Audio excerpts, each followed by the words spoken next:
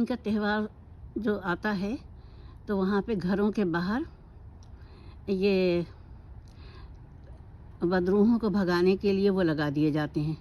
पूरे उस पे देखिए चीथड़े पुर्जे और वो सब लगे हुए हैं।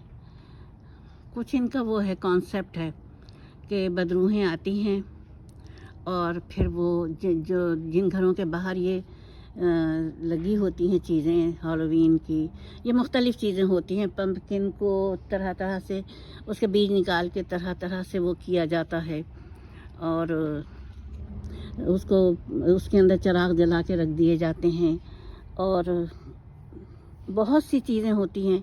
फिर कॉस्ट्यूम होता है हैलोवीन का जो पहनते हैं उस दिन, और मास्क होते हैं बहुत ही डरावने किस्म के।